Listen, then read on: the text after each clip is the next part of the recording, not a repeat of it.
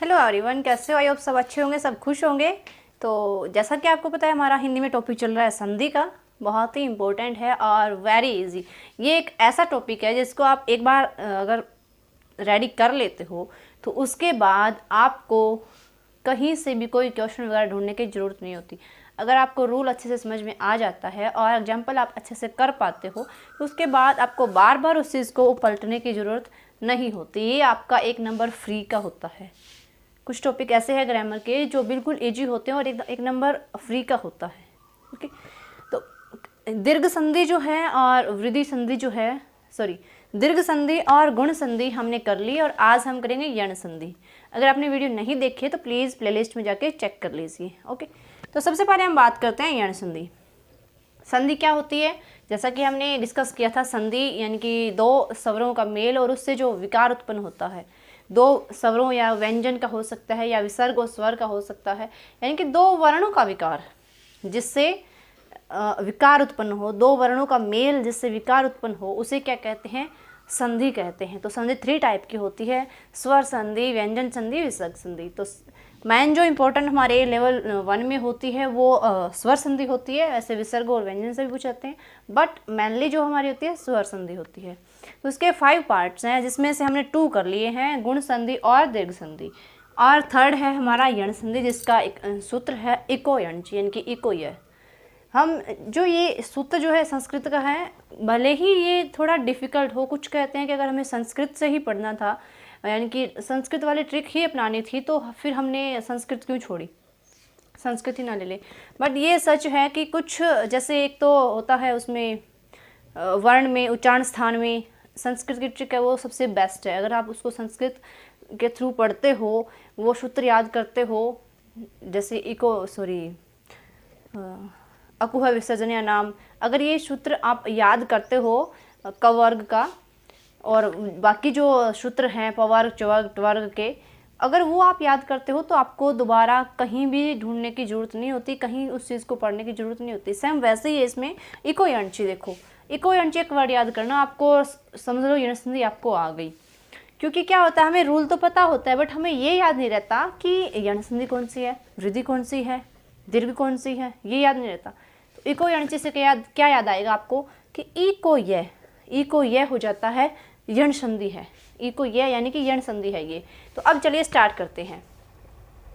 तो फर्स्ट हम देखते हैं इको ये, आप नाम से समझ गए होंगे इको ये हो जाता है इसमें, यानी कि अगर ई के बाद कोई भी अन्य स्वर आ जाता है, ए, आ, ए, ऐ, उ, ओ, औ, कोई भी अन्य स्वर आता है तो ई को ये हो जाएगा। चाहे वो छोटी ई है चाहे वो बड़ी ई है, उसको क्या हो जाएगा? ये हो जाएगा। नेक्स्ट है उ। अगर उ के बाद कोई भी अन्य स्वर आता है तो उ को व हो जाता है। उ को क्या हो जाता है? व। री, छोटी री है, बड़ी नहीं है इसमें। छोटी री के बाद अगर अन्य स्वर आते हैं तो उसको र हो जाता है। और ये ध्यान रखना, ये यहाँ जो बनने वाला जो वर्ण है वो आधा है, स्वर रहित है, स्वर नहीं लगा हुआ इसमें साथ में। तो यहाँ से जो वर्ण बन रहा है वो आधा है, जिसमें जिस स्वर में जुड़ेगा उसमें जुड़ के ये पूरा हो जाएगा, यानी कि ई को यह होगा तो उस स्वर में जो चेंज होगा, विकार उत्पन्न होगा, उसमें ये जुड़ जाएगा। ओके, आई थिंक इतना क्लियर होगा आपको। अब हम एग्जाम्पल करेंगे, डिटेल से एग्जाम्पल करेंगे। पहले जस्ट आपको समझा रही हूँ, फिर ई को यह कैसे होता है उसका करेंगे, फिर उ को वह कैसे होता है वो करेंगे हम, और फिर री को र कैसे होता है वो करेंगे। चलिए, अगर लाइक शेयर नहीं किया तो प्लीज़ कर दीजिए और सब्सक्राइब करना मत भूलिए। तो एग्जाम्पल है हमारा अति प्लस अंत। इम्पोर्टेंट टॉपिक है अति प्लस अंत। तो इसमें हमने क्या पढ़ा है कि अगर ई के बाद अन्य स्वर आता है तो यहाँ कौन सी ई है? इसको क्या हो गया? यहाँ कौन सी ई है? छोटी ई है। और ई के बाद क्या है? अंग जो हमारा है, अंग जो बोलते हैं, अंग जो हमारा है ये स्वर है। ई के बाद क्या है? तो हमने क्या पढ़ा है कि ई को यह हो जाएगा और जो भी आगे स्वर है वैसे ही ये वर्ण है उसमें बदल जाएगा। अगर यहाँ ई होता तो यह को ई की मात्रा लग जाती, यहाँ अंग है तो या को अंग हो जाएगा। जैसे इसका ये जो त ई ती था इसका हमने ई निकाल लिया, पीछे क्या बच गया, इस अ सीख ली। बिल्कुल सिंपल तरीके से समझाऊंगी। अ और आधा तय बच गया ना, इस क्योंकि इसमें से हमने ई निकाल लिया तो अ और आधा तय बचेगा। और आधे तय को हम ऐसे भी लिख सकते हैं, अ और त लिख सकते हैं ना, लिख सकते हैं, ठीक है। अब हमारा क्या बच गया, अब हम इसमें जोड़ना क्या है, हमें इसका तो काम खत्म हो चुका है, इसमें हमें क्या जोड़ना है, या बना हमारे पास, और या में हम ये स्वर जोड़ेंगे, क्योंकि आपको पता है जब वर्ण और स्वर दोनों हैं तो हम वर्ण और स्वर को मिला के, स्वर और व्यंजन दोनों हैं तो स्वर और व्यंजन को मिला के ही हम लिखेंगे ना, तभी वो व्यंजन पूरा होगा, अदरवाइज तो वो अधूरा है। तो या में हमें जोड़ना क्या है, ये वाला जोड़ना है। अगर या में हम आधे या में हम ये वाला जोड़ेंगे तो यह क्या बनेगा, पूरा बन जाएगा।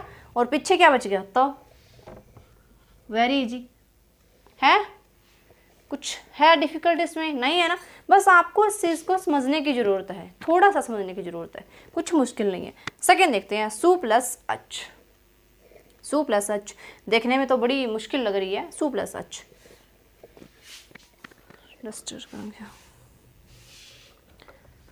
सु प्लस अच,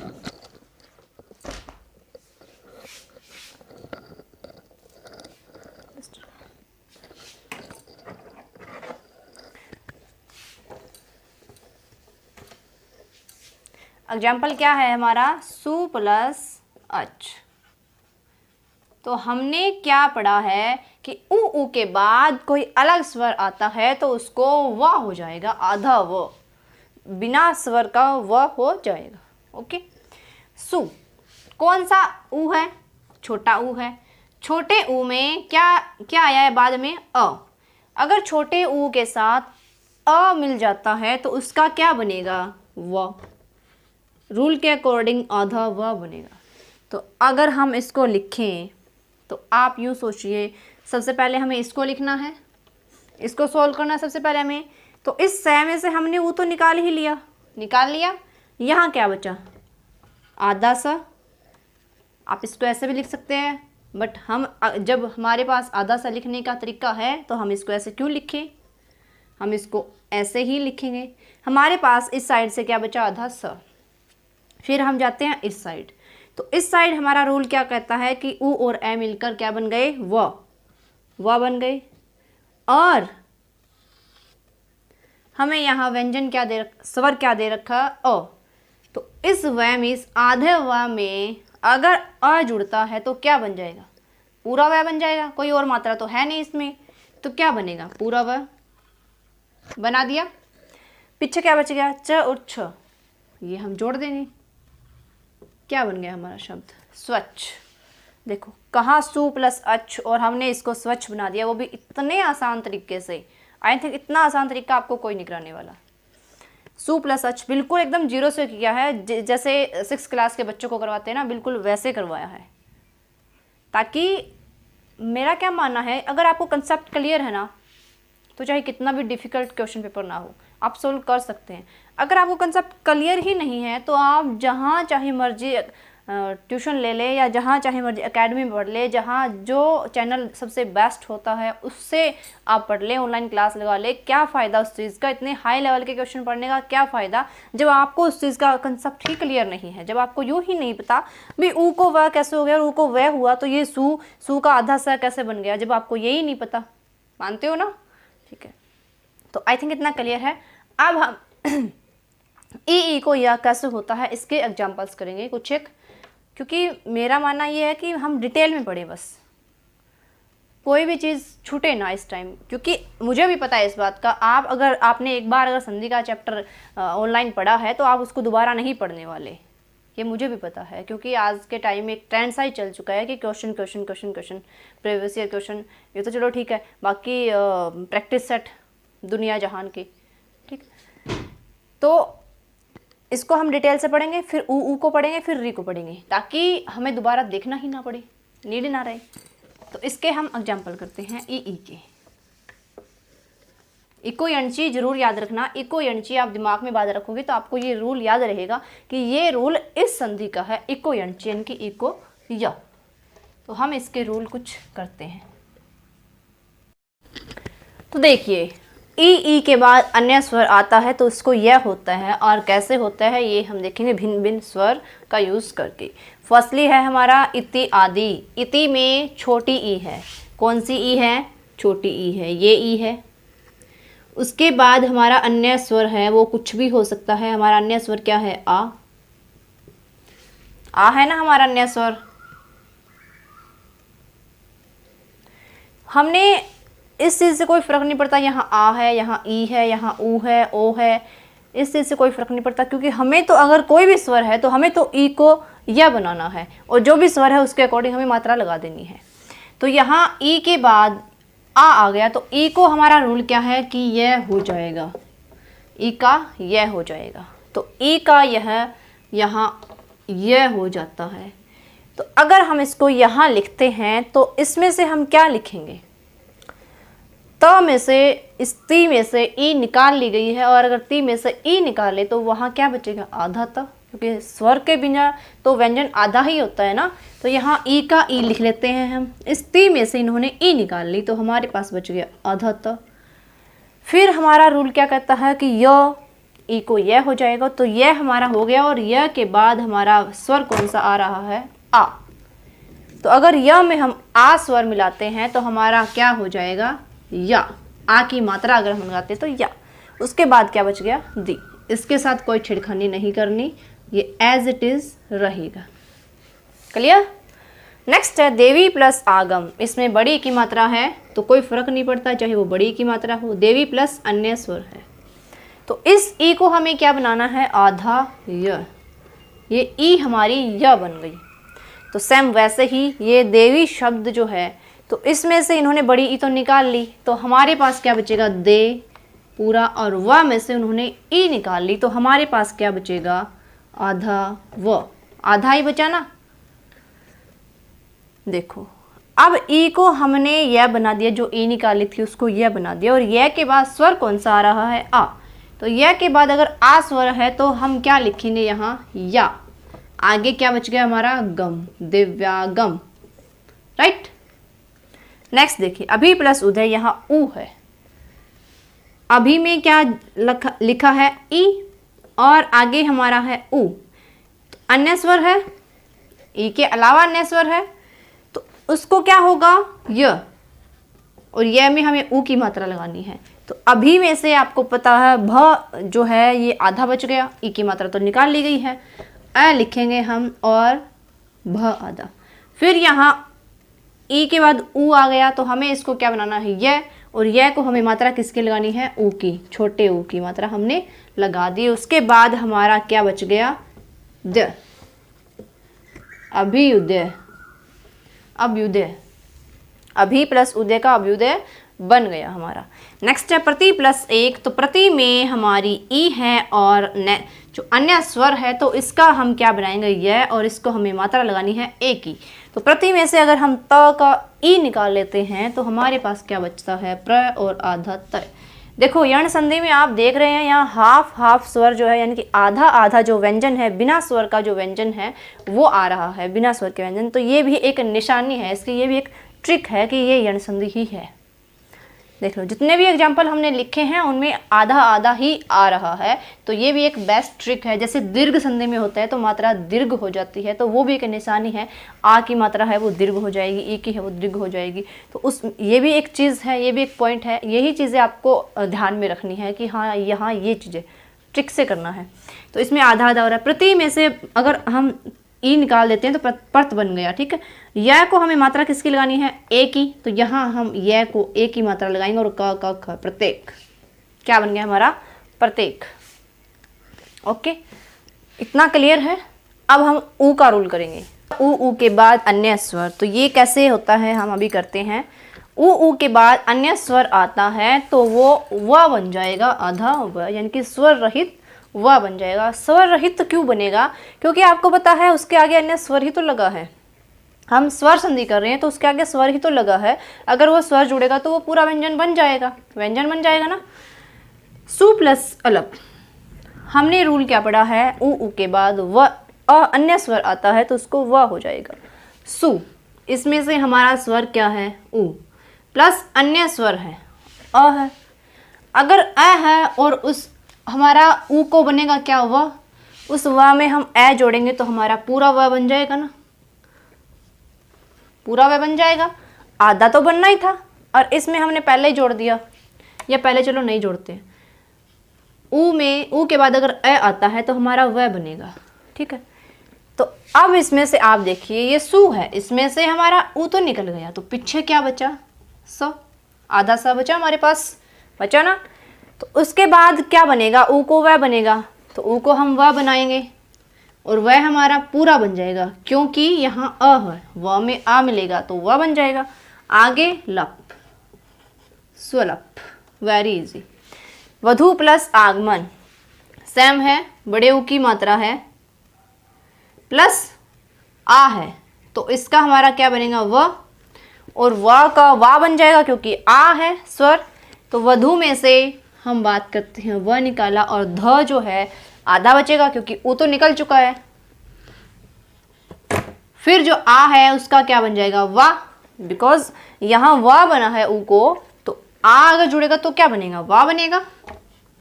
आगे गमन, गमन, वध्वागमन। ओके, नेक्स्ट है सु प्लस अस्थि। सु उ बन गया और अस्थि अह, इनका क्या बन जाएगा, व, और वही चीज आ जाएगी स्वस्ति, स्वस्ति। ओके, नेक्स्ट है हमारा अनु प्लस ऐषण। ये थोड़ा सा कंफ्यूजिंग है। अनु, अनु का हमने उ निकाल लिया, इसके बाद है ए, तो इन दोनों का क्या बनेगा, व बनेगा ना, और वह में हमें ए की मात्रा लगानी है। तो सबसे पहले हम इसका निकालते हैं कि इसको यहाँ कैसे पुट करेंगे। तो अनु है अ, तो अ निकल जाएगा। न जो है हम इसको ऐसे भी कर सकते हैं, न, फिर व को ए की मात्रा लग गई, व ए क्षण, अन्वेषण, और हम चाहे तो ये जो न है यहाँ भी लगा सकते हैं ऐसे करके, और फिर ऐसे भी कर सकते हैं। तो ये देखे यूँ मत सोचना कि ये तो यण संधि नहीं है, बिकॉज ये ऊपर वाला भी तो आधा ही है ना। तो ये हमारा उ वाला रूल कंप्लीट होता है। अब हम करेंगे री का, कि री के बाद अन्य स्वर आ जाता है तो उसको र हो जाता है। री के बाद अन्य स्वर आ जाता है तो उसको क्या हो जाता है, र। उसके एग्जाम्पल देखते हैं अभी हम।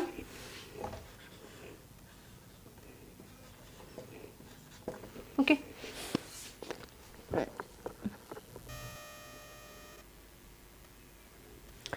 ये देखिए पितृ प्लस आदेश, हमारा रूल क्या कहता है कि री के बाद अन्य स्वर आता है तो री को र हो जाएगा। तो यहाँ पितृ का री है और यहाँ हमारा री को हो जाएगा र, और र में हम कौन सा स्वर जोड़ेंगे, आ जोड़ेंगे, क्योंकि यहाँ आ स्वर ही है। तो पितृ को पहले हम पी निकालते हैं, पी, और पितृ में हमारा र तो निकल गया, बचा आधा त, और त के बाद आपको पता है त प्लस आधा र प्लस ए क्या बनता है, पितृ, त्र वाला त्रिशूल बन जाता है ना, त्रिशूल बन जाता है। तो हमें इसको आधा लिखने की क्या ज़रूरत है कि आधा तय लिखे हम, फिर हम इसको इसमें मिला के हम रा लिखे, ऐसे क्या ज़रूरत है जब हमारा ये बन ही रहा है, संयुक्त व्यंजन है ना ये। तो तर अ बन जाएगा। तो यहाँ हम क्या लिखेंगे, हम इस आधे तय को यहाँ नहीं लिखेंगे, इस आधे तय में हम जो ये र और आ मिलके रा बनेंगे, इस आधे तय में हम रा जोड़ लेंगे तो हमारा क्या बन जाएगा, ये त्रा, पित्रा, आगे देश, पित्रा देश। ओके, अब है नेक्स्ट भ्रातृ प्लस आज्ञा। तो इसमें भी वही सेम चीज है, री प्लस आ। तो सबसे पहले हमने यहाँ से निकाला भा। ओके, अब हमारे पास री तो निकल चुकी है, हमारे पास बचा आधा त, या ऐसे लिख सकते हैं। और इस ता में हमें जोड़ना क्या है, र, जो हमारा रूल कह रहा है र जोड़ना है। इस त में हमें रूल के अकॉर्डिंग र जोड़ना है और हमें ये वाला हमारा स्वर जोड़ना है आ। अगर हम त र आ जोड़ते हैं तो हमारा त्रा बनता है, तो हम यहाँ त्रा लिख देंगे। लास्ट में हमारा बच गया ज्ञ, भ्रात्राज्ञा। ओके, क्लियर है ये। हमारी वृद्धि संधि कहती है कि मुझे पढ़ने की क्या ज़रूरत है, मेरे तो नाम से स्पष्ट है। वृद्धि, वृद्धि हो गई, मात्रा में वृद्धि, क्योंकि हम स्वर पढ़ रहे हैं ना, तो स्वर की मात्रा में वृद्धि होगी। स्वरों में तो मात्रा में वृद्धि होगी ना, कोई व्यंजन में तो वृद्धि होगी नहीं, कोई वर्ण में तो वृद्धि होगी नहीं। वृद्धि संधि यानी कि वृद्धि रेची, वृद्धि रेची संस्कृत का सूत्र है वृद्धि रेची। आ के बाद ए आई अगर आता है तो उसको आई हो जाएगा। आ के बाद ओ औ अगर आता है तो उसको औ हो जाएगा, हो जाएगा। कैसे होगा ये हम सूत्र के उदाहरण के द्वारा देखेंगे। तो सबसे पहले हमारा जो है एग्जाम्पल जो हमारा है वो है मत प्लस एक, मत प्लस एक, मत प्लस एक। तो इसमें हमारी संधि क्या कहती है कि अ के बाद ए आई आता है तो उसको आई हो जाता है। तो अ के बाद यहाँ क्या आया है, आई आया है, तो ता को आई की मात्रा लग जाएगी। यहाँ हमें क्या निकाल लिया, म, बच गया हमारा त में हमें क्या करना है, ये जो ए की मात्रा है ये फिट करनी है, और ज़रूरी नहीं है हमें ये वाली फिट करनी है। अगर यहाँ छोटी ए की होती तो भी हमें तो फिट क्या करनी थी, बड़ी ए की मात्रा ही फिट करनी थी, बिकॉज हमारा रूल कहता है आ के बाद ए आई आता है तो वो आई बन जाता है, तो हमें आई की मात्रा ही इसमें जोड़नी है। तो इस त में, इस आधे त में हम आई की मात्रा जोड़ देंगे, तो आई की मात्रा ऐसे जुड़ती है और लास्ट में हमारा बच गया क, मतेक्य। सबसे इजी है मतेक्य। कुछ देख लेना, दो मात्राएं ऐसे लगी हो, ओ की दो मात्राएं लगी हो तो समझ जाना ये वृद्धि संधि है। यण संधि में क्या होता है, आधा स्वर होता है और इसमें क्या होता, आधा व्यंजन होता लगा हुआ होता है। इसमें क्या होता है, वृद्धि हुई होती है। दीर्घ में दीर्घ यानी कि बड़ा होता है, जैसे बड़ा आ की मात्रा, जैसे आ की मात्रा होती है आ का आ हो जाता है। और वृद्धि में क्या होता है, वृद्धि होती है। नेक्स्ट हम बात करते हैं अभी एग्जाम्पल्स की।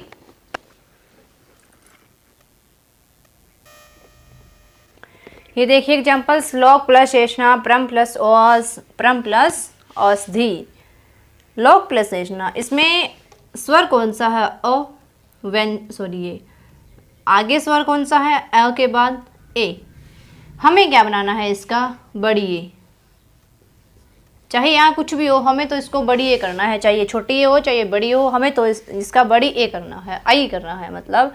तो लोक जो है, लोक में हम क्या करेंगे, लो का लो लिख देंगे और क में हम क्या करेंगे, आई की मात्रा लगाएंगे, लो आई की। ये वाला तो कट ही हो गया, इसका तो हमने कर दिया आई। आगे श्ना, लोकेशना। नेक्स्ट है परम प्लस औस, तो अ और ओ क्या बन जाएंगे, औ बन जाएंगे, यानी कि हम म को बड़े ओ यानी कि औ की मात्रा लगाएंगे, परमोस। ओके, नेक्स्ट है हमारा परम प्लस औषधि, तो अ और ओ मिलकर बड़ा यानी कि औ बन जाएगा हमारा। तो हम क्या कर देंगे, परमौषधि। ओके, तो आप देख सकते हैं इसमें बड़े ऊ या बड़ी ए यानी कि आई और औ की मात्रा इसमें लगती है। इसकी यही निशानी है वृद्धि संधि की, यानी कि वृद्धि हो रही है। इसमें री का कोई रोल नहीं है, इसमें ई का कोई रोल नहीं है और इसमें ऊ का कोई रोल नहीं है। वृद्धि में वृद्धि रेची यानी कि वृद्धि में ए और ओ ही है। ओके, नेक्स्ट हम बात करते हैं अयाधि संधि। हमारी अयाधि संधि यानी कि अयाधि भी नाम से स्पष्ट हो रहा है, ए को ए, ओ को आओ, आई को आए, औ को आओ। अयाधि संधि, एचो आय वायाव। अयाधि संधि में क्या होता है, अगर ए आई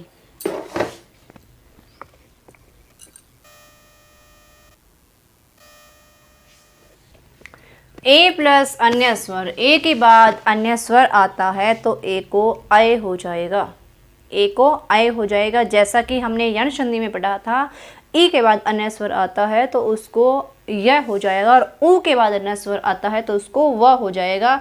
तो मैंने कहा था ना इको यणची, तो वो चीज़ यहाँ काम आएगी। ये कन्फ्यूजन करने वाली है कि ये गुण संधि है, सॉरी ये यण संधि है या अयादि संधि है, ये कन्फ्यूज हो जाता है। तो इको यणची, इको य, तो ये यण संधि है। अयादि संधि, अयाधि नाम से स्पष्ट है अय, अयाधि अय, यानी कि जिसमें ए को अय, ऐ को आय, ओ को आओ, औ को आओ हो जाता है। तो इसके हम एग्जाम्पल देखते हैं। ए के बाद अन्य स्वर, यहाँ अ आ गया, तो यहाँ क्या है, इसमें ए, अन्य स्वर आ गया तो इसमें यह बन जाएगा, सॉरी अय है ये, अय बन जाएगा ना। तो ना, और ये क्या है, यहाँ से हमने ए, अगर अन्य स्वर है तो क्या आएगा अय, चाहे यहाँ अ है चाहे यहाँ आ है। ओके, तो यहाँ ए को अय बन गया, तो इस ना का न ले लेते हैं हम, क्योंकि ए तो हमने हटा दिया ना, न ले लेंगे। और न भी कैसा लेंगे, आधा लेंगे, आधा ही न हुआ ना, क्योंकि न में से अगर अ निकलता है, न में से अगर ए निकलता है तो हमारे पास आधा न बचेगा। उस आधे न में हम जो ये अया का अ है ये जोड़ देंगे तो हमारा बन जाएगा पूरा न बन गया।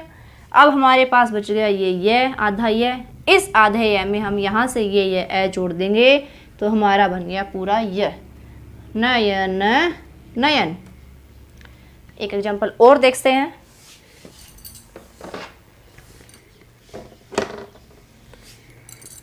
वेरी सिंपल, से प्लस अन। ओके, हमें रूल क्या कहता है, ए के बाद कोई भी स्वर आता है तो आय हो जाएगा। तो यहाँ हमने ए निकाल लिया, अगर हम इसमें से ए निकालते हैं तो यहाँ हमारा बचता है आधा श।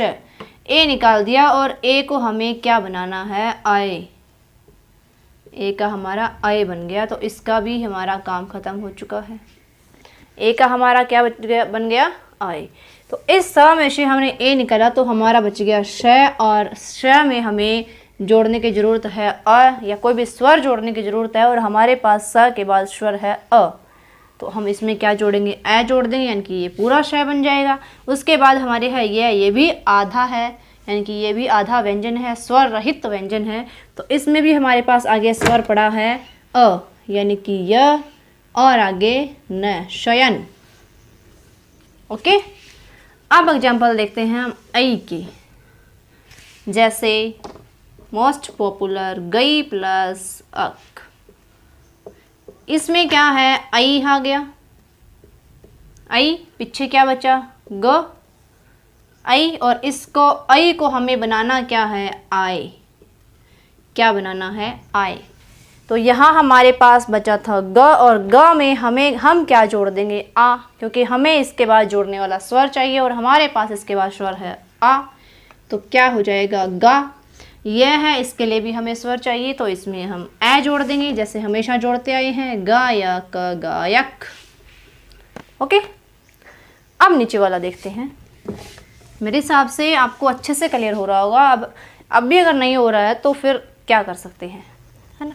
ओ प्लस अन्य स्वर अगर होते हैं तो हमारा क्या आएगा, आव हो जाएगा।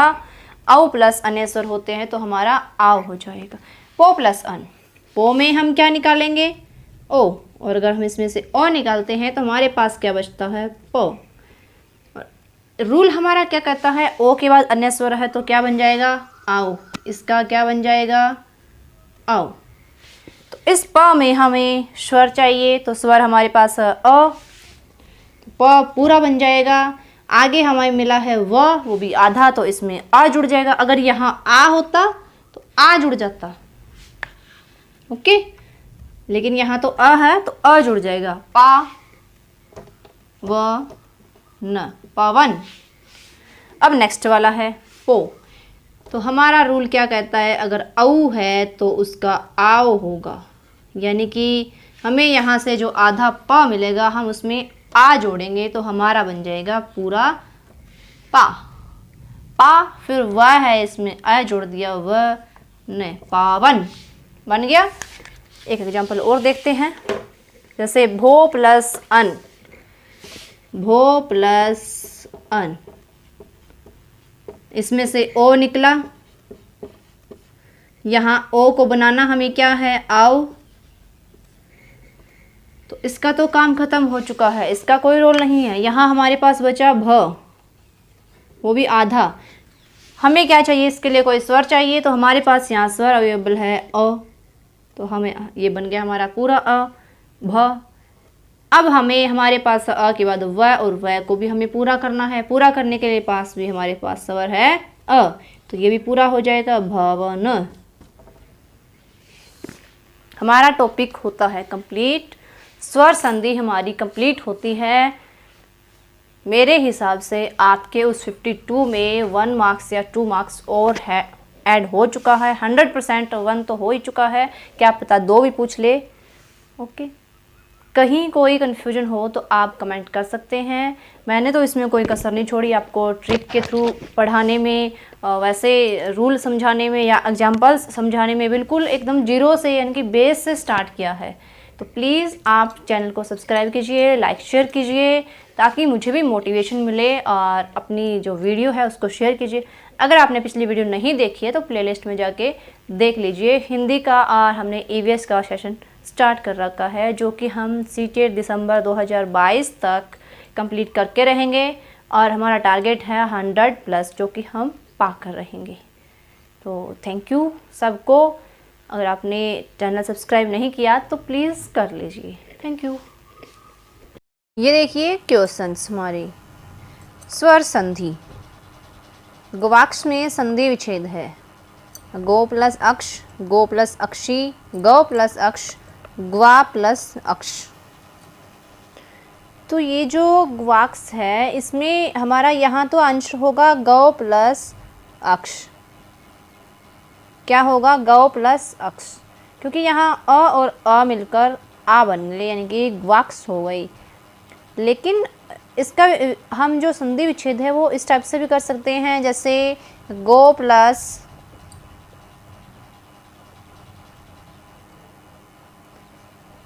दिख नहीं रहा यहाँ पे, गो प्लस अक्ष भी कर सकते हैं, क्योंकि आपको पता है,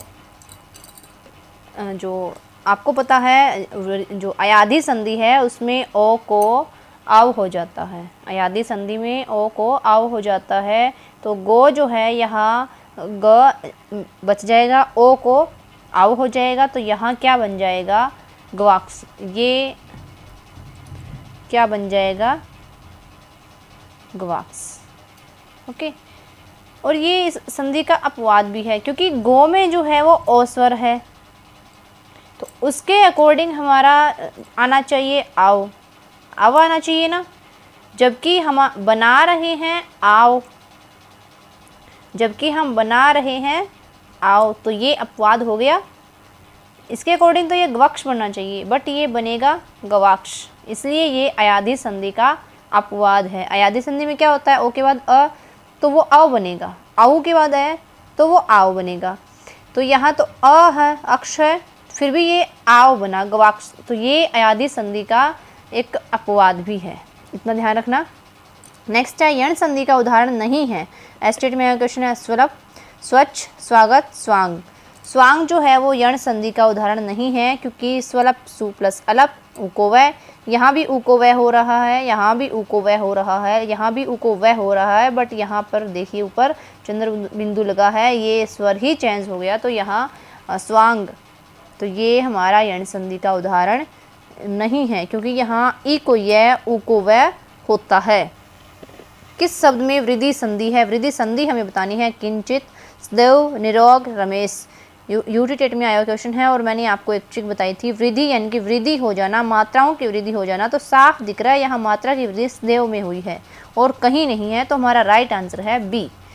विद्यार्थी शब्द का संधि विच्छेद है, ये जो क्वेश्चन है पेपर 1 और 2 दोनों में आया हुआ है। 18 नवंबर को जो पेपर हुआ था 2012 में, दोनों लेवल में आया हुआ है। With plus Aarthi, Vidya plus Aarthi, Vidya plus Aarthi, Vidya plus अर्थी, तो इसका राइट आंसर होगा विद्या प्लस अर्थी, विद्या प्लस अर्थी।